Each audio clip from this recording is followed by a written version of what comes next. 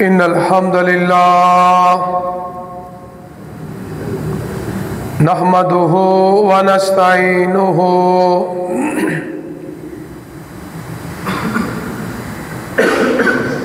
ونستغفره ونعوذ بالله من شرور أنفسنا ومن سيئات أعمالنا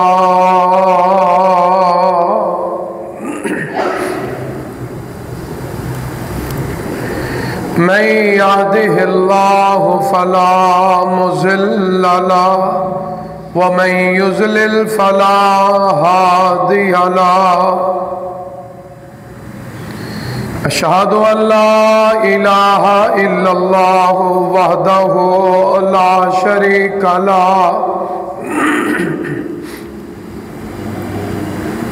وأشهد أن محمدًا عبده ورسوله صلى الله عليه وآله وسلم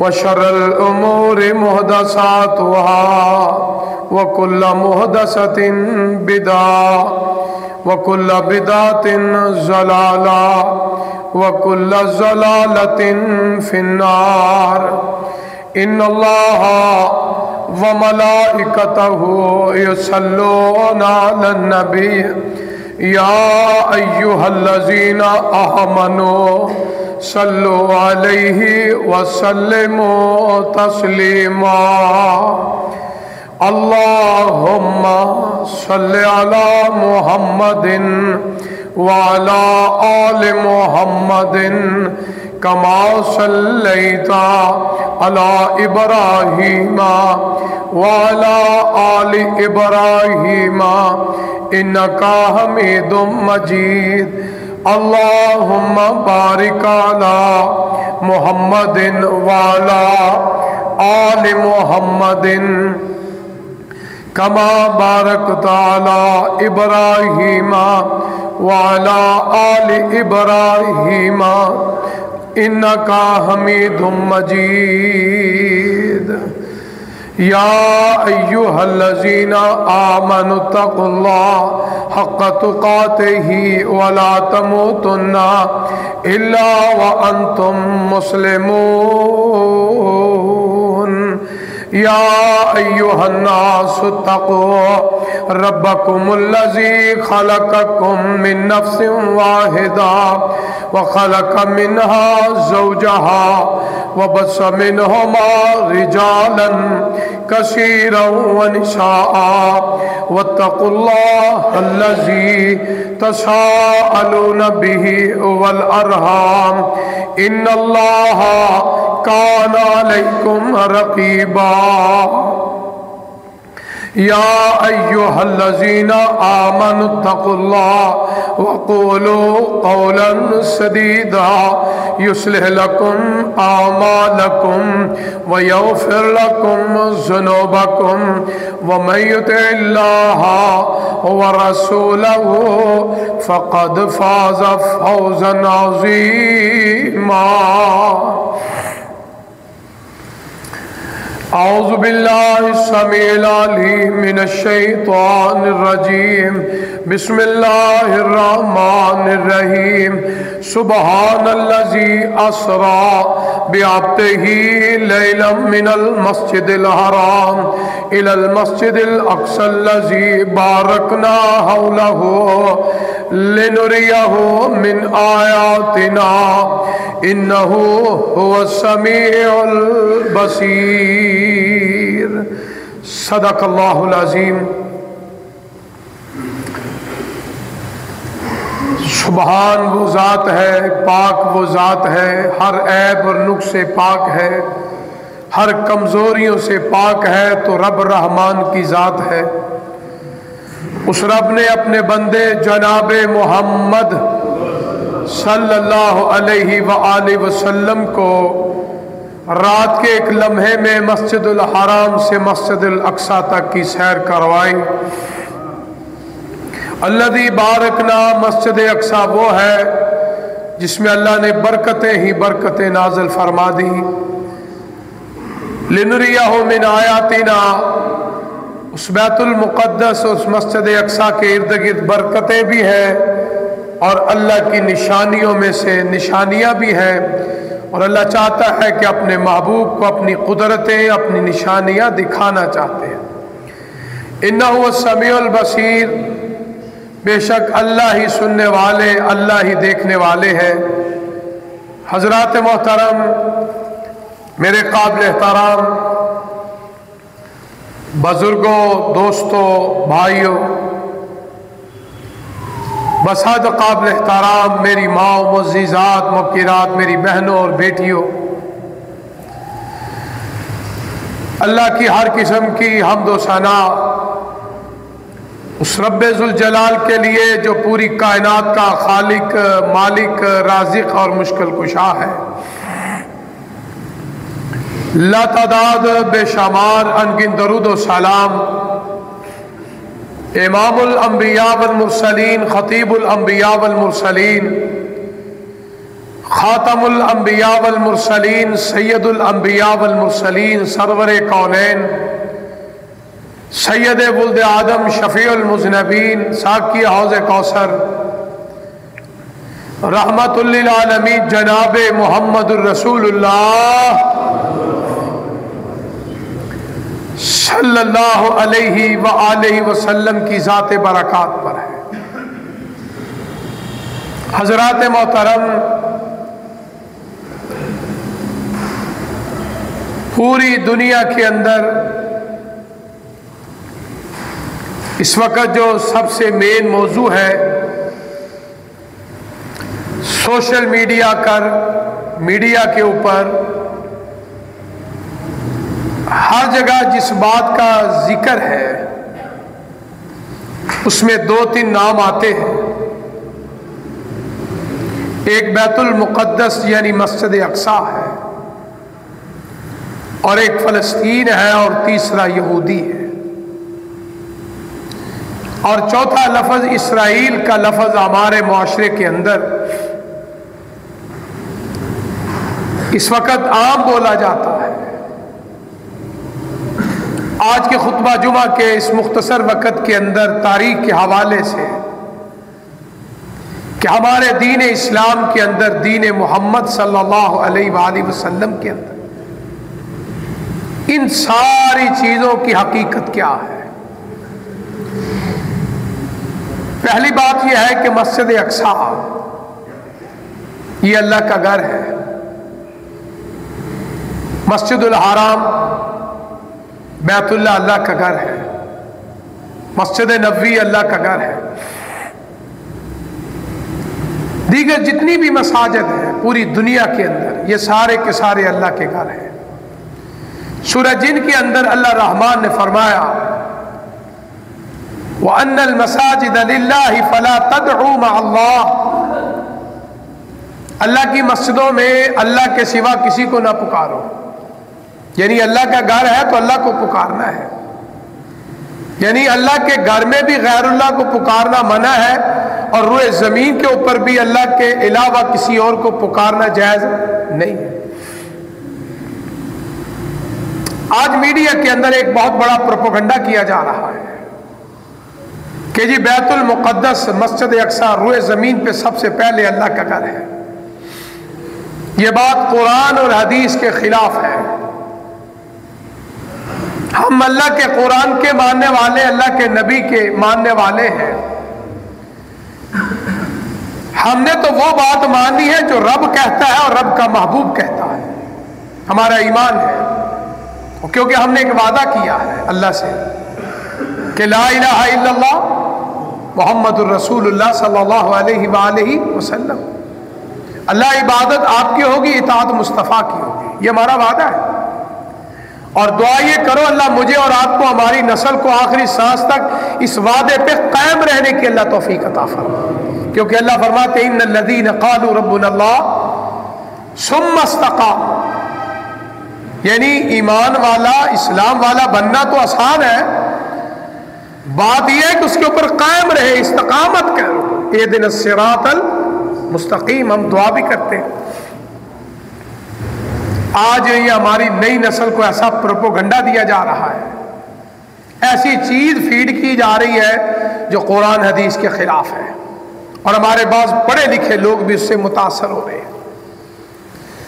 قرآن نے بیان فرمایا ان اول بیت وضع للناس للذی ببکہ، قرآن کی آیت میں شک کرنا بھی گناہ ہے، اور قرآن کی آیت کا منکر اللہ کے قرآن کا منکر رب رحمان کا منکر ہے۔ جب اللہ نے اعلان فرما دیا کہ اس زمین کے اوپر جو پہلا گھر بنایا گیا وہ کہاں ہے؟ ببکہ، مکہ میں تو کسی کو اختلاف نہیں نا، کیا دنیا کے اندر کوئی اور مکہ نامی شہر ہے؟ نہ کوئی ہو سکتا ہے۔ اللہ نے اس شہر کو بڑی عظمت عطا فرمائی، والتین والزیتون وطور سینین وہذا البلد الامین۔ جب رب رحمان کہتا ہے کہ میں نے بنایا کون سا گھر؟ بیت اللہ، پہلا گھر خانہ کعبہ، تو اس میں شک کرنا بھی گناہ ہے۔ یہ تو قرآن کی دلیل ہے۔ دوسرا، تمام حدیث کی کتابیں، آپ ماشاءاللہ پڑھے لکھے لوگ ہیں، وہ جہالت کا دور ختم ہو چکا ہے، تاریکی کا اندھیرے کا دور ختم ہو چکا ہے۔ بس یہ دعا کرو اللہ ہمیں قرآن حدیث کی بات سمجھنے کی، سمجھانے کی، اس پہ عمل کرنے کی اللہ توفیق عطا فرمائے۔ آج بعض بدبخت پتہ کیا کہتے ہیں؟ کلمہ بھی پڑھتے ہیں، نمازیں بھی پڑھتے ہیں، حج بھی کرتے ہیں، عمرہ بھی کرتے ہیں، میں نے اپنی کانوں سے سنا ہے۔ وہ کون لوگ ہیں؟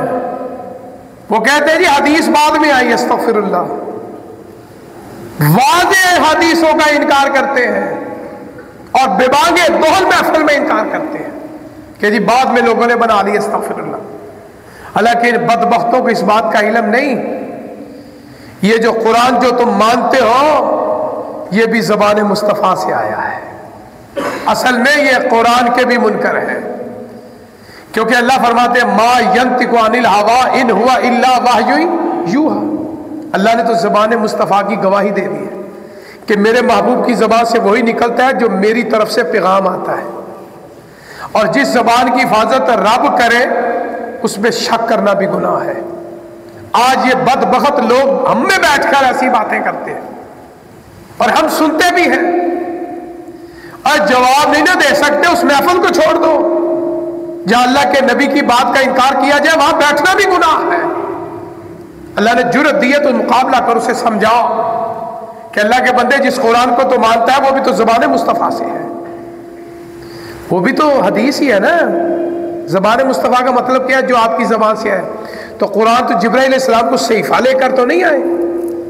اقرأ بسم ربک الذی خلق، خلق الانسان من علق۔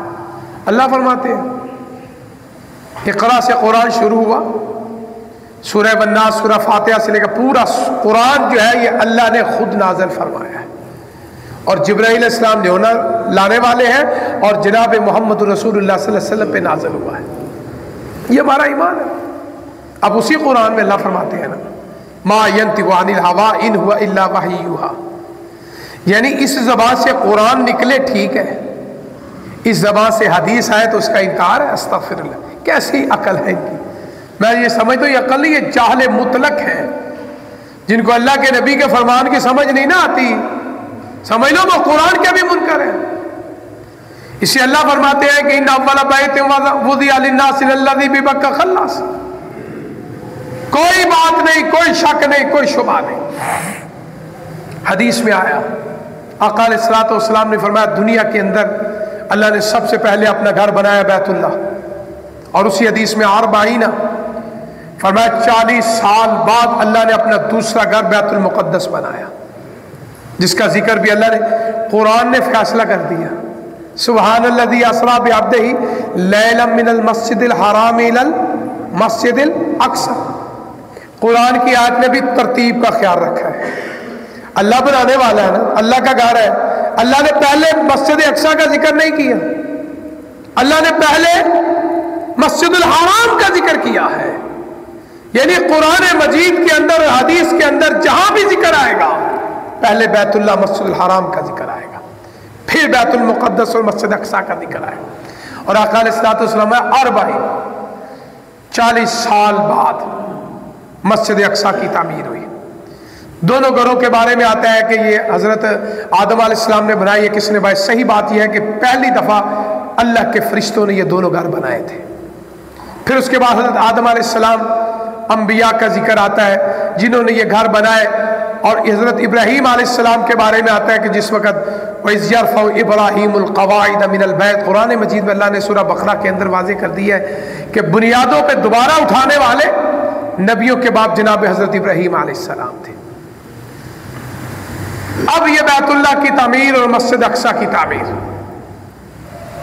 یہ اصل میں یہودیوں کا بھی مرکزی ہے، عیسائیوں کا بھی مرکز ہے، مسلمانوں کا بھی ہے۔ یہودیوں کا اس لیے کہ یہ لوگ وہاں آباد تھے، حضرت موسیٰ علیہ السلام، دیگر انبیاء کی یہ سرزمین ہے۔ عیسائیوں کا اس لیے کہ حضرت عیسیٰ علیہ السلام کی جائے پیدائش ہے، اس لیے عیسائیوں کا بھی نصرانیوں کا بھی روحانی تعلق اس جگہ کے ساتھ ہے۔ ہم مسلمانوں کا کس لیے؟ اللہ تعالیٰ نے اپنے محبوب پیغمبر کو جو معراج کا سفر کروایا ہے، آپ کو بیت اللہ سے لے کر بیت المقدس تک براق پر سفر کروایا گیا، اور مسجد الاقصیٰ کے اندر آپ کی امامت میں نبیوں کی جو مقتدی ہے وہاں امامت کروانا، خطبہ ارشاد فرمانا، اور وہاں سے پھر معراج 7 آسمانوں کی سیر کا ذکر ہے۔ تو اللہ تعالیٰ نے اسلام اور مسلمانوں کا بھی تعلق مسجد اقصیٰ کے ساتھ ہے۔ اور دوسرا حدیث کے اندر بھی آتا ہے کہ آقا علیہ الصلوۃ والسلام نے فرمایا ثواب کی نیت سے، یہ میرے لیے اور آپ کے لیے بڑی اہم بات ہے، ثواب کی نیت سے روئے زمین میں یہ 3 جگہ، اور اس حدیث کے اندر بھی ترتیب ذرا خیال رکھنا۔ پہلی بات فرمایا بیت اللہ، مسجد الحرام، دوسرا فرمایا مسجد اقصیٰ، تیسرا فرمایا مسجد نبوی۔ فرمایا ان 3 مسجدوں میں ثواب کی نیت سے سفر کرنا جائز ہے۔ اب یہ قطعی فیصلہ ہو گیا ہے، اگر وہ کہتے ہیں میں فلاں جگہ جاؤں گا مجھے ثواب ملے گا، وہ حدیث کی مخالفت کر رہا ہے۔ ہاں سیر و سیاحت کے لیے جا سکتا ہے، کیونکہ قرآن مجید میں اللہ فرمایا سیروا فی الارض، زیارت کی نظر سے، سیر کی نظر سے جا سکتا ہے، اس میں منع نہیں کیا جا سکتا۔ لیکن یہ کہے کہ فلاں جگہ جاؤں گا مجھے ثواب ملے گا، یا میری مراد کو پوری ہوگی، یا میری کوئی دعا قبول ہوگی، یہ ثواب کی شرطیں ہیں، میری فلاں نظر پوری ہوگی، یہ باتیں جو ہے یہ شریعت کے خلاف ہے۔ اللہ توفیق دے، مکہ مدینے کا سفر کرو، عمرے کے لیے جاؤ، حج کے لیے جاؤ، نیت کیا ہے؟ عبادت کی ہے، کیونکہ آقا علیہ الصلوۃ والسلام نے فرمایا کہ مسجد الحرام کا سفر جائز ہے، مسجد نبوی کا سفر جائز ہے۔ اللہ توفیق دے تو اللہ تعالیٰ میری اور آپ کی زندگی میں اللہ موقع لائے، مسجد اقصیٰ میں بھی اللہ ہمیں عبادت کرنے کی، نماز پڑھنے کی مسلمانوں کو اللہ توفیق دے۔ تو یہ 3 مسجدیں ہیں۔ اب اس میں بعض لوگ 4تھی 5ویں اپنی محبت کی وجہ سے داخل کرتے جاتے ہیں، نہیں، حدیث مکمل ہو گئی ہے، قیامت تک نہ اس میں کوئی اضافہ کر سکتا نہ اس میں کوئی کمی کر سکتا ہے، کوئی 4تھی مسجد اس میں کوئی داخل نہیں کر سکتا۔ بعض لوگوں نے داخل کی ہے 4تھی بھی 5ویں، وہ شریعت کے خلاف ہے۔ آقا علیہ الصلوۃ والسلام نے 3 مسجدیں متعین کر دی ہے، ان 3 کے علاوہ اگر کوئی مرد عورت ثواب کی نیت سے کہیں جاتا ہے وہ اس حدیث کا منکر ہے اور اللہ کے رسول کا نافرمان ہے۔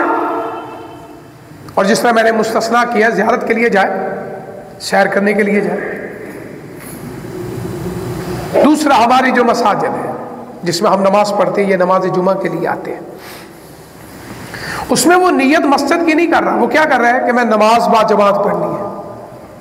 گھر میں نماز پڑھے گا، اکیلے نماز پڑھے گا، کم ثواب ملے گا، مسجد میں آ کے با جماعت نماز پڑھے گا تو زیادہ ثواب ملے گا، زیادہ فضیلت ملے گی۔ تو اس لیے یہ اور بات ہے، ایک جو خاص سفر کی نیت سے وہ 3 مساجد جو ہے، ایک گلی میں مسجد ہے، ایک لاہور میں مسجد ہے۔ اب آپ دیکھیں کہ اگر ایک آدمی مسافر ہے، اس کے لیے تو حکم یہ ہے کہ وہ 2 رکعت نماز پڑھے گا۔ ایک محلے کی مسجد ہے، وہ مقیم ہے، وہاں نماز پڑھے گا 4 رکعت، ظہر کی نماز ہے، عصر کی نماز ہے، عشاء کی نماز ہے۔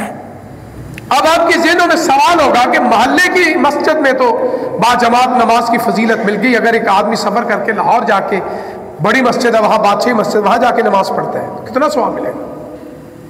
پہلی بات تو یہ ہے کہ اس نے وہاں 2 رکعت نماز پڑھنی ہے کیونکہ مسافر ہے۔ اب ثواب کتنا ہے؟ ثواب اتنا ہی ہے جتنا محلے کی مسجد میں اس کو فضیلت ملی ہے۔ یہ نہیں وہاں جا کے اس کو پورا نماز کہ سفر کیا ہے وہاں گیا اس کو زیادہ ثواب ملے گا، نہیں۔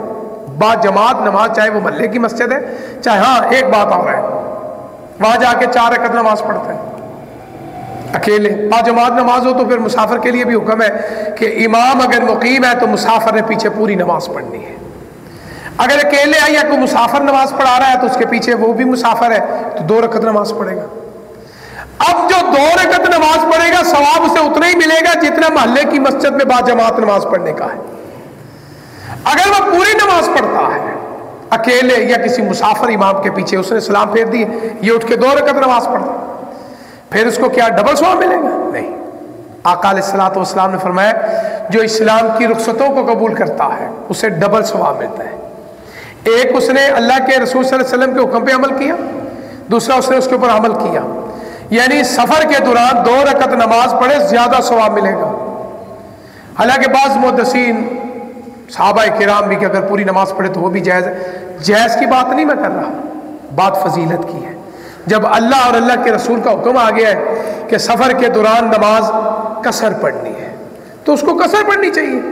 اچھا بعض لوگ سفر کے اندر سنتے بھی پڑھتے ہیں، نوافل پڑھتے ہیں، اللہ کے بندے جب فرض ہی کم ہو گئے ہیں، سنتوں کی تو رخصت ہو گئی، نوافل کی بھی رخصت ہو گئی، جو فرض 4 تھے وہ 2 ہو گئے، اب کیا کرتے ہیں فرض نماز 2 رکعت پڑھ لیتے ہیں اور ظہر کی سنتے بھی پڑھنی شروع کر دیتے ہیں، عشاء کی بھی سنتے پڑھنی شروع کرتے ہیں، اللہ کہ صرف فجر کی سنتوں کے بارے میں اور عشاء کے وطر کے بارے میں حدیث میں آتا ہے کہ یہ بڑی فضیلت والے ہیں، اسے سفر کے اندر بھی فجر کی 2 سنتے اور عشاء کا وطر پڑھنے کا حکم ہے کہ آقا علیہ الصلوۃ والسلام سفر میں پڑھتے تھے اور صحابہ کرام رضوان اللہ علیہم اجمعین بھی پڑھتے تھے۔ جسے یہ 3 مسجدیں ہیں، مسجد الحرام، مسجد اقصی اور مسجد نبوی۔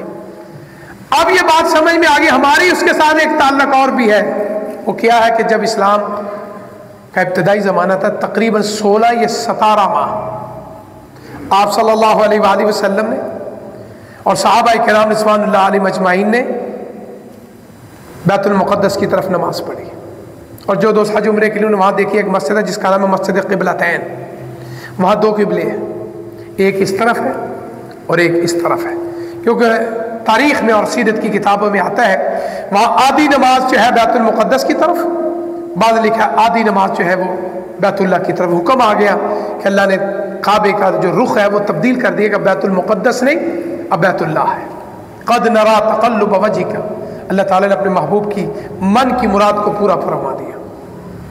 اب یہ ہمارا ایک اور تعلق پیدا ہو، ایک اللہ کا گھر ہے، دوسرا آقا نے معراج کیا، تیسرا یہ کہ ہمارا پہلا قبلہ ہے، اور سب سے اہم بات یہ ہے کہ اللہ کا گھر ہے، ہمارے دلوں میں محبت ہے، کوئی بھی اللہ کا گھر ہے، تو اس لیے یہ مسجد اقصی جو ہے یہودی جو ہے، قرآن مجید میں لفظ یہودی بھی آیا ہے، ما کان ابراہیم یہودی ولا نصرانی، بنی اسرائیل بھی آیا ہے، یا بنی اسرائیل اذکروا، قرآن مجید میں اکثر یہ ذکر آتا ہے اسرائیل کی اولاد، یہ عبرانی زبان کا لفظ ہے جو اللہ تعالیٰ نے قرآن مجید میں اس کو نازل فرمایا، اس کا مطلب ہے اللہ کا بندہ، اور یہ نام کس نبی کا؟ حضرت یعقوب علیہ السلام، حضرت ابراہیم علیہ السلام کے بیٹے اسحاق علیہ السلام، اسحاق علیہ السلام کے بیٹے جناب حضرت یعقوب علیہ السلام، یعقوب علیہ السلام کے بیٹے جناب یوسف علیہ السلام، ان کی نسل میں سے آخری نبی جناب حضرت عیسیٰ علیہ السلام اس دنیا میں تشریف لائے۔ عام طور پہ حضرت ابراہیم علیہ السلام کی 2 بیویوں کا لوگ ذکر کرتے ہیں، لیکن صحیح بات یہ ہے کہ ابراہیم علیہ السلام کی 3 بیویاں تھیں، ایک بیوی جناب سارہ علیہ السلام جو پہلی بیوی تھی اور رشتے میں ان کی کزن لگتی تھی، اور دوسری جناب حاجرہ تھی جو بادشاہ نے ہدیہ تحفہ دیا اور جس کو بعد میں آپ نے اپنے نکاح میں لیا، وہ جناب حاجرہ علیہ السلام تھی۔ تیسری بیوی کے بارے میں کنتورہ آتا ہے، اور دیکھو حسن اتفاق ہے، میرے رب کی شانیں ہیں، اللہ نے تینوں بیویوں سے نبیوں کا سلسلہ جاری فرما دیا۔ سارہ علیہ السلام کے بھی نبیوں کا سلسلہ دیکھ، جس طرح میں نے ابھی بتایا کہ سارہ علیہ السلام کو اللہ نے بیٹا جناب اسحاق علیہ السلام عطا فرمائے، اسحاق علیہ السلام کے بیٹے جناب یعقوب علیہ السلام اس دنیا میں تشریف لائے، یعقوب علیہ السلام کے بیٹے آگے یوسف علیہ، اور یہ بنی اسرائیل کے نبی آتے رہے۔ آخر میں جو آخری نبی ہے نا بنی اسرائیل کے، وہ جناب حضرت عیسیٰ علیہ السلام ہے۔ یہ تو ایک بیوی سے نبی اور نبوت اور رسالت کا سلسلہ ہے۔ اور دوسری جانب جناب ہاجرہ علیہ السلام، اللہ نے ان کو بیٹا اسماعیل علیہ السلام دیے، جن کو اللہ کے حکم سے مکہ کی سرزمین میں آباد فرمایا۔ یہ عرب قوم انہی کی نسل سے ہے۔ اور ہاجرہ علیہ السلام سے جناب اسماعیل علیہ السلام، اور اسماعیل علیہ السلام سے جو نبی اس دنیا کائنات میں تشریف لائے، جو پوری انبیاء علیہ السلام کے سردار ہیں، وہ حضرت محمد مصطفیٰ صلی اللہ علیہ وسلم۔ اور جو قنطورہ کے بارے میں ذکر آتا علیہ السلام، ان کی نسل میں سے جناب حضرت شعیب علیہ السلام کا ذکر آتا ہے۔ یہ ان کی نسل میں سے یہ اللہ کے نبی تھے جو آخری عمر میں نبی نے ہو گئے زیادہ عمر کی وجہ سے، اور جن کے پاس حضرت موسیٰ علیہ السلام گئے، اور صفورہ نامی ان کی جو بیٹی تھی جو جناب موسیٰ علیہ السلام کے نکاح میں آئے۔ اب قرآن مجید کے اندر بنی اسرائیل اور یہودی دونوں لفظ آتے ہیں۔ اب یہ پیروکار کس کے ہیں؟ دونوں کا مطلب ایک ہی ہے، یعنی یہودیوں کا اصل نام جو ہے وہ بنی اسرائیل ہے، اصل میں یہ حضرت موسیٰ علیہ السلام کے پیروکار ہیں، تورات کے ماننے والے ہیں، لیکن تورات کی تحریف کر چکے۔ اب آج کل ان کے بعد جو تورات ہے وہ آسمانیت تورات نہیں ہے، انہوں نے سب کچھ اپنی مرضی سے بدل کے رکھ دیا، انہوں نے ایک اپنا دین بنا لیا، ان کے پوپ پادریوں نے۔ نام تورات کا لیتے ہیں لیکن تورات ہے نہیں۔ دنیا کے اندر یہ اعزاز حاصل ہے اس کلام کو، بابرکت کلام کو، جو آج میرے سامنے اور آپ کے سامنے ہے۔ وہ قرآن مجید اللہ کے نبی کا عظیم معجزہ ہے جو آج بھی ہے اور انشاءاللہ قیامت تک رہے گا، اور اللہ کے نبی کے ماننے والے اس کو دیکھیں گے بھی، اس کو پڑھیں گے بھی، اس کو سنیں گے بھی، اس پہ عمل بھی کریں گے انشاءاللہ۔ یہ اللہ کی نشانیوں میں سے نشانی اور نبی رحمت کے معجزات میں سے معجزہ ہے۔ اب نہ تورات موجود ہے صحیح حالت میں، نہ انجیل ہے، نہ زبور ہے، یا ابراہیم علیہ السلام کے صحیفے یا دیگر کوئی بھی اگر آسمانی صحیفے، سب تحریف ہو چکے ہیں، انہوں نے اصل شکل کو بدل کے رکھ دیا۔ اب یہ بنی اسرائیل قوم میں نے بتایا حضرت یعقوب علیہ السلام کی اولاد میں سے ہے، حضرت موسیٰ علیہ السلام کے پیروکار تھے۔ اب انہوں نے اصل میں بات کیا ہے، کیونکہ حضرت سلیمان علیہ السلام، حضرت داؤد علیہ السلام اسی سرزمین پہ آباد ہوئے تھے اور اس علاقے کے نبی تھے، جہاں آج اصل میں یہ پہلا اس علاقے کو شام کا علاقہ کہا جاتا تھا۔ بعد میں اسرائیل نے قبضہ کیا، فلسطین کچھ بن گیا، کچھ اسرائیل کا حصہ بن گیا۔ اصل میں دین کے اندر یہ تھی کہ یہودی اصل میں جب آقا علیہ السلام مدینہ منورہ تشریف لائے تو یہ 3 قبیلے موجود تھے یہودیوں کو، بڑے مالدار قبیلے تھے، بنو نذیر، بنو قریظہ، بنو قینقاع۔ یہ یہودیوں کے 3 قبیلے اس وقت موجود تھے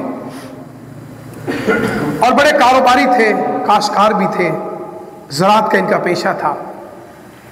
اللہ کے رسول صلی اللہ علیہ وسلم جب مدینہ منورہ تشریف لائے تو ہے یہ بڑی شرارتی قوم، یہ آج سے نہیں، یہ شروع سے بدبخت ایسے ہی ہے۔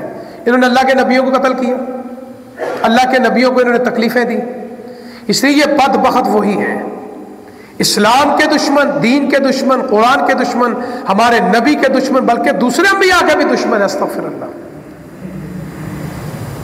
انہوں نے مدینے میں شرارتیں شروع کر دی، اللہ کا حکم آ گیا مدینے سے ان بدبختوں کو نکال دو، مدینے کی سرزمین کو پاک کر دو۔ آپ نے ان کے ساتھ جہاد کیا، مدینے سے نکال دیا، یہ باغ کے خیبر کے قلعے میں چلے گئے۔ پھر اللہ کا حکم آیا کہ ان کو خیبر میں بھی نہیں رہنے دینا، غزوہ خیبر ہوئی، وہاں ان کو ذلیل اور رسوا کر دیا گیا، وہاں کچھ مر گئے، کچھ غلام بن گئے، کچھ لونڈیاں بن گئیں، کچھ بھاگ گئے۔ اب یہ پوری دنیا میں گھوم رہے ہیں، ان شرارتیوں کو پناہ دینے کے لیے کوئی تیار نہیں، کیونکہ ان کی تاریخ کو سارے جانتے تھے کہ یہ بدبخت شرارتی ہے، جہاں بھی جائے گا فتنہ ہوگا۔ تاریخ کے اندر لکھا ہے کہ یہ لوگ پھر وہاں جا کر جو آج یہ اسرائیل ہے، فلسطین کا وہ غزہ کی جو پٹی ہے، وہاں ان کے بڑوں نے ڈیرا لگانا شروع کر دیا۔ ان کے رہنے کی وجہ میں بتانا چاہتا ہوں، اس کی وجہ کیا تھی۔ وہ کہتے ہیں جی مسجد اقصی بیت المقدس سے پہلے یہاں ہیکل سلیمانی تھا۔ حضرت ہیکل کہتے ہیں محل کو، گھر کو، رہائش کو۔ کہنے لگے حضرت سلیمان علیہ السلام جو ہے نا، حضرت داؤد علیہ السلام کے بیٹے، ان کا یہاں گھر ہے، ہم نے مسجد کو شہید کر کے یہاں ہیکل سلیمانی کو دوبارہ تعمیر کرنا ہے۔ اور دوسرا ان کے نقشے کے اندر مدینے کے منورہ کی سرزمین بھی ہے۔ وہ کہتے ہیں ہم ان کے نبی نے حضرت محمد مصطفیٰ صلی اللہ علیہ وسلم ہمارے بڑوں کو مدینے کی سرزمین سے نکالا ہے، اپنی نسل کو اپنے نصاب میں مدینے کے اندر ہمارے بارے میں بڑی جو ہے وہ خلاف باتیں پڑھائی جا رہی ہیں، آج بھی ان کے نصاب کے اندر ہے، باقاعدہ سامنے نقشہ رکھ کے پڑھاتے ہیں اور ان کے اندر بارود بھرتے ہیں کہ مسلمانوں کی طرف دیکھنا، بات کرنا، ان سے ہاتھ ملانا۔ آپ دیکھیں عیسائی ہم سے ہاتھ ملا لیں گے، آپ سے بیٹھ بھی جائیں، یہودی بدبخت ہاتھ نہیں ملائے گا، اس کے اندر اتنا کینہ اور اتنا بغض ہے۔ اور آپ اس حدیث سے اندازہ فرما لیں، مسلم شریف کی حدیث ہے، آقا علیہ الصلوۃ والسلام نے فرمایا قیامت اس وقت تک نہیں آئے گی جب تک روئے زمین پہ ایک یہودی بھی باقی رہا۔ فرمایا یہاں تک لوگ یہودیوں کو قتل کریں گے، اگر کوئی یہودی بچ کے درخت کے پیچھے چھپ گیا، اللہ اس درخت کو آواز کی طاقت دیں گے، وہ درخت بول کے کہے گا لوگوں میرے پیچھے یہودی چھپا، اس کو بھی مار دو۔ آپ اندازہ فرما لیں اتنے یہ فتنہ پرور۔ اس لیے میں اکثر کہا کرتا ہوں ہندو اور یہودی ایک فطرت ہے، اوپر سے میٹھے ہیں اور اندر سے ہمارے بہت پکے دشمن ہیں۔ اور جو لوگ ان پہ اعتبار کر، اللہ بھی کہتے ہیں نا یہودی عیسائی تمہارے دوست نہیں ہو سکتے، جتنا مرضی ان کے ساتھ اچھا سلوک کر لو۔ یہ اچھے سلوک کا نتیجہ ہے کہ ہمارے بڑوں نے فلسطین کے اندر جو مسلمان اس وقت موجود تھے، انہوں نے ان کو ترس کھا کے وہاں رکھا تو یہاں قابض ہو گیا۔ آج دیکھو کس طرح کی حالت بن چکی ہے، آج انہی کی نسل کو ہمارے مسلمان بہن بھائیوں کو بے دردی کے ساتھ شہید کر رہے ہیں۔ یعنی ہم ان کے محسن ہیں، ایک یہ نمک ہارا، اللہ کے بھی اللہ کے نبی کی بھی کسی کی بات ماننے کے لیے تیار نہیں، ان کے ایک اپنا دین ہے۔ کبھی آپ ان کے دین کا مطالعہ کریں، آپ حیران ہو جائیں کہ انہوں نے کیسی کیسی چیزیں ایجاد کر کے رکھی ہوئی ہیں اپنی نسل کو سکھانے کے لیے۔ کہتے ہیں ہیکل سلیمانی علیہ السلام، کیونکہ جناب حضرت سلیمان علیہ السلام نے بیت المقدس کی تعمیر کی تھی، باپ بیٹے کی تعمیر کا ذکر آتا ہے۔ حضرت داؤد علیہ السلام کے بعد جناب سلیمان علیہ السلام نے جنوں کو حکم دیا کہ اللہ کے گھر کی تعمیر کرو، اور بعض تاریخی کتابوں میں لکھا ہے کہ بڑی بڑی دور سے قیمتی پتھر، موتی، ہیرے جواہرات، مٹی جن تھے ان کے پاس، اللہ نے اتنی طاقتیں اور صلاحیتیں دی ہیں، کہتے وہ لاتے تھے جناب سلیمان علیہ السلام کے سامنے، بیت المقدس اور مسجد اقصی کی تعمیر کر رہے تھے۔ اور یہ بھی آتا ہے کہ جس وقت جناب سلیمان علیہ السلام کی وفات ہوئی، اس وقت بیت المقدس اور مسجد اقصی کی تعمیر ہو رہی تھی، اور یہ بدبخت جھوٹ بولتے ہیں کہ یہ ہیکل سلیمانی کی تعمیر ہو رہی تھی۔ مسلمان جھوٹ بولتے ہیں، استغفر اللہ ثم استغفر۔ اب ان کا یہی پروپیگنڈا ہے نا، مسجد اقصی کو شہید کیا جائے اور یہ ہیکل سلیمانی کو بنایا جائے، حالانکہ یہ بات تاریخ کے خلاف ہے، ان کے پاس کوئی حوالہ کوئی ثبوت نہیں ہے، یہ ایسے ہی بولے جا رہے ہیں کہ سلیمان علیہ السلام کا یہاں گھر تھا، ہیکل سلیمانی کو ہم نے بنانا ہے، آج بھی ان کا یہی مقصد ہے۔ اب یہ مسجد اقصی اور بیت المقدس جس کی تعمیر کے اندر حضرت سلیمان علیہ السلام اور داؤد علیہ السلام کا بھی حصہ ہے، اور پھر اس کی آزادی میں تاریخ کے اندر آقا علیہ الصلوۃ والسلام کے بعد حضرت عمر فاروق رضی اللہ تعالیٰ عنہ کے دور میں بیت المقدس کو ان سے آزاد کروایا گیا، اور سب سے پہلے یہ جو اذان ہمارے مؤذن کہتے ہیں، بیت المقدس کی سرزمین میں اور مسجد اقصی کے اندر خوش نصیب و صحابی حضرت بلال کو یہ اعزاز حاصل ہے رضی اللہ تعالیٰ، جن اس گھر کے اندر اللہ اکبر اشہد ان لا الہ الا اللہ اشہد ان محمد رسول اللہ، اور جس آواز کو دبانا چاہتے تھے نا، اللہ نے اس آواز کو مسجد اقصی میں بھی بلند کر کے رکھ دیا۔ اذان جناب بلال رضی اللہ تعالیٰ، اس کے بعد پھر حالات بدلے، کبھی عیسائیوں کا قبضہ ہو جاتا ہے، کبھی یہودیوں کا قبضہ ہو جاتا ہے۔ تاریخ میں جو لکھا ہے کہ تقریباً 1960 سے اور آج تک اب یہ اسرائیلیوں کا قبضہ ہے، اور پھر اس کے دوران ایک ایسا دور آیا، پرانے دوست جانتے ہیں جو تاریخ کے طالب علم ہیں، سلطان صلاح الدین ایوبی نے وہاں کتنی جنگوں کے بعد اس اللہ کے گھر کو ان سے آزاد کروایا تھا، اور سلطان صلاح الدین ایوبی کے بارے میں اپنے بچوں کو اپنی کتابوں میں بڑا برا بلا کہتے ہیں، حضرت عمر فاروق کے بارے میں رضی اللہ تعالیٰ، لیکن آج پھر وہ سرزمین کسی سلطان صلاح الدین ایوبی کی منتظر ہے کہ بیت المقدس اور اللہ کے گھر کو ان یہودیوں سے آزاد کروایا جائے۔ آج ہمارے مسلمان وہاں بے دردی کے ساتھ شہید ہو رہے ہیں، مائیں، بہنیں، بیٹیاں، معصوم بچے۔ کل ایک مسجد کی ویڈیو میں دیکھ رہا تھا، وہاں مسجد کا مؤذن آیا، اس نے اذان شروع کی، انہوں نے بمباری کی، وہ اذان کے دوران وہ بھی شہید ہو گیا اور اللہ کا گھر بھی شہید ہو گیا۔ ہمارے حکمرانوں کے لیے ایک بہت بڑا سبق ہے۔ پوری دنیا کے اندر ہم تو مسلمان اپنی ریاست کے پابند ہیں، اپنے آئین کے پابند ہیں۔ یہ ہمارا اسلام کا بھی حکم ہے کہ اپنے حاکم کی، اپنے امیر کی بات ماننی چاہیے، ہم ان کے خلاف بغاوت نہیں کر سکتے۔ یہ لوگ جو کرتے ہیں ایسی باتیں وہ شریعت کے بھی خلاف ہے۔ اصل میں یہ ریاست کی ذمہ داری ہے، چاہے وہ سعودی گورنمنٹ ہے، چاہے پاکستان کی گورنمنٹ ہے، چاہے مصر کی ہے، یا پاس جتنے بھی یا ایران کے حکمران کچھ بات نکال رہے ہیں، کوئی آواز کر رہے ہیں، کچھ ڈرا رہے ہیں، باقی کسی طرف سے بھی کوئی ایسی بات نہیں آ رہی۔ ہاں کل سے پتہ چلا کوئی مصری حکمرانوں نے بھی کوئی بات کرنی شروع کی ہے۔ بات یہ ہے کہ ہمارے حکمران، ان کی کوئی بات تو اقوام متحدہ کا اجلاس آ جاتا ہے، سلامتی کونسل کا بھی اجلاس جا سکتا ہے، کیا ہماری درخواست پہ یہ اجلاس نہیں آ سکتا؟ اس کی وجہ کیا ہے؟ اجلاس بلانے کے لیے جو دوست پڑھے لکھے ان کو پتہ ہے کہ ایک کی طرف سے نہیں ہوتا، ان کی کچھ شرائط ہوتی ہے کہ اتنے ممالک مل کے درخواست دیں۔ اور آپ حیران ہوں گے ہمارے کسی اسلامی ملک کے پاس ویٹو کی پاور نہیں ہے۔ اسرائیل کے خلاف کبھی بھی اگر کوئی درخواست جاتی ہے نا، امریکہ اس کا بدبخت یار ہے، وہ پتہ کیا کرتا ہے؟ وہ ویٹو کر جاتا ہے۔ اگر کوئی مسلمان درخواست دیتا ہے، وہ کوئی حاکم کو درخواست دیتا ہے، وہ ویٹو کر دیتا ہے، وہ پھر رہ جاتی ہے۔ اس کی وجہ کیا؟ کہ ہمارے حکمرانوں میں آپس میں اتفاق نہیں ہے۔ پہلی بات یہ کہ ہمارے حکمران جو اتحاد کر لیں، اتفاق کر لیں، تو کیا اسرائیل ایسا کام کرے گا؟ کبھی نہیں کر سکتا، کیونکہ اللہ فرماتے ہیں ید اللہ علی الجماع، جماعت پر اللہ کا ہاتھ ہے، اکیلا آدمی کچھ نہیں۔ اس لیے کہ ہے نا با جماعت نماز کا زیادہ ثواب ہے، ایک آدمی اکیلا نماز پڑھتا ہے۔ اور میں اکثر یہ مثال دیتا ہوں، سورۃ فاتحہ پڑھتے نفل میں، فرض میں، سنتوں میں، قرآن کی تلاوت کرتے ہو، کیا پڑھتے ہیں؟ ایاک نعبد و ایاک نستعین اہدنا الصراط المستقیم۔ پڑھے لکھے دوست ہیں، اس میں سارے جمع کے سیغے۔ اللہ اور اللہ کے رسول کا یہ حکم نہیں کہ اگر آپ اکیلے نماز پڑھ رہے ہیں تو سیغے واحد کی ہو جائے، نہیں۔ اکیلا نماز پڑھا پھر بھی کہے گا ایاک نعبد و ایاک نستعین اہدنا الصراط المستقیم۔ با جماعت نماز پڑھ رہا ہے پھر بھی کہے گا ایاک نعبد و ایاک نستعین اہدنا الصراط المستقیم، کیونکہ اللہ کو اجتماعیت پسند ہے۔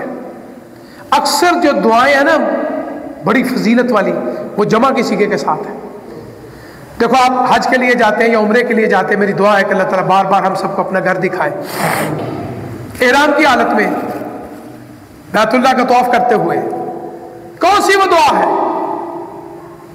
جو رکن یمانی سے لے کر حجر اسود تک ہم پڑھتے ہیں؟ کبھی آپ نے غور کیا؟ ایک ہی دعا ہے، باقی کسی چکر میں، باقی کسی جگہ میں کوئی مشروع دعا نہیں۔ یہ جو مولوی ہمیں پٹی پڑھاتے ہیں نا کہ پہلے چکر میں یہ دعائیں، دوسرے چکر میں یہ، تیسرے چکر میں یہ، چوتھے چکر میں یہ، پانچویں میں، چھٹے میں، ساتویں، کوئی ثبوت نہیں ہے۔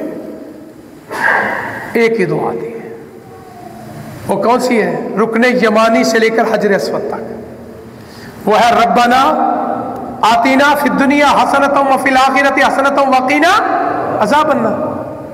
اب آپ پڑھے لکھے ہیں، اس میں ایک بھی واحد کا صیغہ نہیں ہے، ربنا ہے، ربی نہیں۔ اچھا وہ عمرہ جو کر رہا ہے یا حج کر رہا ہے، جو طواف کر رہا ہے، اکیلے کر رہا ہے یا با جماعت کر رہے ہیں؟ وہ اکیلے ہی کر رہے ہیں نا، تو دعا کون سی پڑھ رہے ہیں؟ جمع کی۔ پتہ یہ چلا احرام کی حالت میں بھی اللہ کو اجتماعیت پسند ہے، چاہے وہ اکیلا طواف کر رہے ہیں، چاہے سارے لوگ کر رہے ہیں، چاہے جمع کفیر ہے، اور ساری ربنا آتینا پڑھ رہے ہیں۔ یہ نہیں کہ ایک پڑھ رہے ہیں دوسرے چپ ہے، نہیں، فرمایا سب کے پڑھنے کا حکم ہے، طواف پھر مکمل ہوگا رکن یمانی سے لے کر حجر اسود تک۔ تو اس لیے یہ بات میں اشارتاً سمجھا رہا ہوں کہ اجتماعیت اللہ کو پسند ہے۔ پاکستان یا مثال سعودی عرب، ہماری جو بڑی بڑی طاقتیں، ہمیں اللہ کے فضل و کرم سے 8ویں طاقت ہے، ہمیں چاہیے کہ ہم ایمان بنے، تمام حکمرانوں کو ساتھ ملائیں۔ ہمارے بہن بھائی شہید ہو رہے ہیں، چیخو پکار کر رہے ہیں، اللہ کے بعد مسلمانوں کو مدد کے لیے پکار رہے ہیں۔ ٹھیک ہے، ہم دعا کرتے ہیں اللہم انصر الاسلام والمسلمین، اللہم اعز الاسلام والمسلمین، یہ ہمارے ذمے ہے، اپنے بھائیوں کے لیے دعا کرنا ہمارے اوپر فرض ہے۔ مسلمان ایک دوسرے کے لیے جسم کا حصہ ہے، وہ ہمارے بازو ہے، وہ ہماری جسم کے ایک ٹکڑا ہے، یہ ہمارا جسم ہے، یہ ناخن ہے نا، ناخن، بیماری کوئی بھی بیماری نہیں ہوتی. بعض دوست یار یہ بیماری نہیں، وہ لگ جائے. بیماری بیماری ہے. دعا کرو اللہ ہر بیماری سے ہمیں محفوظ فرمائے. اکثر دوست آپ سنتے یار ہے نہ لگے ہے لگ جائے، نہ استغفر، بیماری بیماری ہے. اللہ نے ہر قسم کی بیماری سے ہمیں ہماری نسلوں کو بھی اللہ محفوظ رکھے. یہ ناخن ہے. عام آدمی سمجھتا ہے یہ معمولی بات ہے. دانت ہے، درد اٹھ جائے رات نیند نہیں آئے گی، نہ کچھ کھا سکتا ہے نہ کوئی پی سکتا ہے، بے چین ہو جاتا ہے، روتا ہے، چیختا ہے، چلاتا ہے، ڈاکٹر کے پاس آتا ہے، طبیب کے پاس آتا ہے، کوئی ٹیکا لگا جلدی کر، تکلیف برداشت نہیں. تو وہ بھی ہمارے جسم کا حصہ ہے. آقا علیہ الصلوۃ والسلام نے فرمایا مسلمان ایک جسم کی طرح ہے، اگر ایک حصہ تڑپ رہا ہے تو باقی آرام سے نہیں رہ سکتا. تو آج ہم تڑپ رہے ہیں، اے رب ذوالجلال آپ گواہ ہیں، ہمارے دل جان جسم ان کے لیے حاضر ہے، لیکن ہم اپنی ریاست کی وجہ سے مجبور ہیں. لیکن دعا تو کر سکتے ہیں نا، اے اللہ ان کی غیبی مدد فرما، اللہ ان کی غیبی مدد فرما. اللہ جس طرح آپ نے اپنے گھر بیت اللہ خانہ کعبہ کے لیے چھوٹے چھوٹے پرندے بھیجے تھے، اللہ یہ تیرا گھر ہے مسجد اقصی، اللہ ان بدبختوں کو تباہ و برباد فرما جو تیرے بھی دشمن ہے، تیرے محبوب کے بھی دشمن ہے، تیرے محبوب کے ماننے والوں کے بھی دشمن ہے. اور یہ قیامت کی نشانیوں میں سے نشانی ہے. سمجھ لو قیامت قریب آنے والی ہے، کیونکہ جو حدیث میں نے آپ کو ابھی بیان کی ہے، جو مسلم کی حدیث ہے کہ آقا علیہ الصلوۃ والسلام نے فرمایا اس وقت تک قیامت قائم نہیں ہوگی جب تک دنیا کے اوپر ایک یہودی بھی بچ جائے گا. تو یہ بات سمجھ میں آ رہی ہے کہ اب یہ کام شروع ہو چکا ہے، اور انشاءاللہ الرحمن یہ بدبخت جو ہے اللہ کا عذاب بھی آئے گا. بس دعا یہ کرو اللہ کو جلدی جلدی کو سبب پیدا فرما دے. اے اللہ ان کو تباہ و برباد فرما. اللہ ہم باوضو ہے، اے اللہ تیرے گھر میں بیٹھے ہیں، ہمارے ان مسلمان بہن بھائیوں کی غیبی مدد فرما. یہ نہ ہو جس طرح ہمارے کشمیری مسلمان بھائی تڑپ تڑپ کے اپنی نسلوں کو قربان کر کے آج ان کی تحریک تقریباً دب چکی ہے، کوئی نام لینے والا نہیں. کہیں یہ نہ ہو جائے، لیکن یاد رکھو کل قیامت والے دن یہی مسلمان میدان محشر میں ہمارے گریبانوں کو پکڑیں گے. تم ہمارے بھائی تھے، ہماری بہنیں تھی، ہماری بیٹیاں تھی، ہماری مائیں تھے، آپ نے ہماری مدد کے لیے نہیں آئے. تو آج بھی سروے زمین کے اوپر حضرت عمر فاروق جیسا صحابی کی جرأت چاہیے، اور جناب سلطان صلاح الدین ایوبی اللہ ان کی قبروں پہ لا تعداد رحمت نازل فرما، جنہوں نے تیرے گھر کی آزادی کے لیے اپنی جانوں کو قربان کیا. آج بھی وہ سرزمین جو ہے سلطان صلاح الدین ایوبی جیسے حکمران کا انتظار کر رہی ہے. اے اللہ قرآن مجید کے اندر، حدیث کے اندر جو باتیں آپ کو اللہ نے ہمیں بتائیں، اللہ میں نے بھی مختصر اپنے دوستوں کو بھائیوں کو بتائی ہے تاکہ ہمارے دلوں کے اندر ان کی محبت جاگ جائے، کیونکہ ہم ایک جسم کی طرح ہے.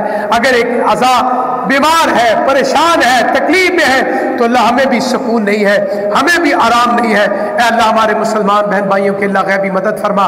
ہم ہر وقت نماز کے بعد اور پھر نماز کے اندر جو مسنون دعائیں ہیں مجاہدین کے بارے میں، اسلام کے بارے میں، وہ تشہد کے بعد پڑھنی جائز ہے، لیکن غیر مسنون دعائیں جو ہے وہ سلام پھیرنے کے بعد پڑھنے کے لیے جائز ہے. تو اس لیے اللہ کے حضور دعا ہے اے رب العالمین ہمارے فلسطینی مسلمان بہن بھائیوں کے اللہ غیبی مدد فرما.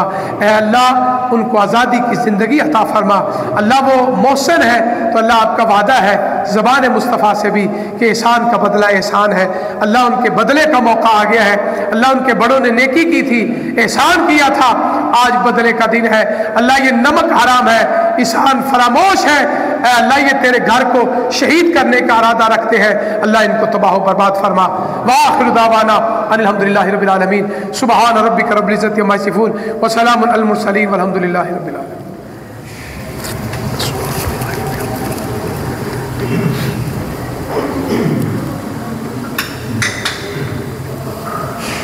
بسم اللہ.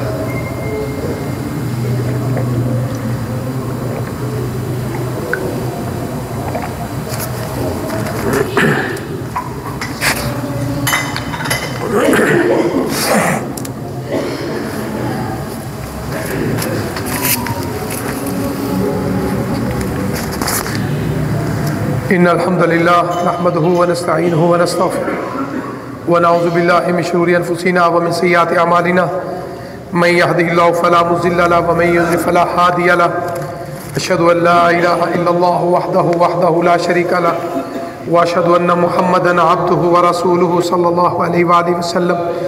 أما بعد فإن خير الحديث كتاب الله وخير الهدي هدي محمد صلى الله عليه وآله وسلم وشر الأمور محدثاتها وكل محدثة بدعة وكل بدعة ضلالة وكل ضلالة في النار. إن الله وملائكته يصلون على النبي يا أيها الذين آمنوا صلوا عليه وسلموا تسليما.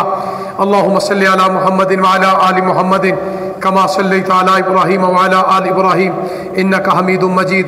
اللهم ربنا آتنا في الدنيا حسنة وفي الآخرة حسنة وقنا عذاب النار. آپ احباب کی دعا سے اور اللہ کے فضل و کرم سے گزشتہ خطبہ جمعہ میں آپ نے ایک دعا پہ آمین کہا تھا کہ المیر احسان کا چھوٹا بھائی ازمیر احسان جو ہے وہ نومولود جو ہے وہ ہسپتال میں وہ جو شیشے کا ڈبہ اس میں تھا. اللہ کے فضل و کرم سے اللہ تعالیٰ نے خاص اپنی رحمت فرمائی. صحت کے بعد شفا یابی کے بعد الحمدللہ وہ گھر آ چکا ہے. اللہ کے حضور دعا ہے کہ اللہ تعالیٰ اس معصوم کو صحت والی نعمتوں والی خوشیوں والی اللہ تعالیٰ لمبی زندگی عطا فرما. یہ ہمارے بڑے پیارے دوست ہیں شیخ اعجاز صاحب، ان کی اہلیہ کافی دنوں سے بیمار ہے، میاں بیوی ہے. دعا ہے کہ اللہ تعالیٰ ان میاں بیوی کو صحت کامل عاجل عطا فرمائے. یہ ایک بھائی ہے، اس کی بہنیں اللہ کو پیاری ہو چکے. اللہ کے حضور دعا ہے کہ اللہ تعالیٰ ان کی بخشش فرمائے. دعا ہے کہ جتنے بھی مسلمان بہن بھائی دوست ہیں یا گھروں میں سے یا میں یا آپ جو بھی بیمار ہیں، اللہ اپنی خاص رحمت سے ہم بیماروں کو شفا کامل عاجل عطا فرما. اور جو ہمارے پیارے فوت ہو چکے اللہ تعالیٰ ان کی بخشش فرما. اور ہمارے مسلمان بہن بھائی کشمیر میں ہیں یا فلسطین میں ہیں یا جہاں بھی مسلمان آباد ہیں، اللہ جو مظلوم ہے اللہ ان کی غیبی مدد فرما اور ظالموں کو تباہ و برباد فرما. اللہم انصر الاسلام والمسلمین، اللہم انصر الاسلام والمسلمین، اللہم اعز الاسلام والمسلمین. ان اللہ یامر بالعدل والاحسان وایتاء ذی القربی وینہی عن الفحشاء والمنکر والبغی یعظکم لعلکم تذکرون. اذکروا اللہ یذکرکم ودعوہ یستجب لکم ولذکر اللہ اعز واجل واتم واعظم واکبر. سبحان اللہ.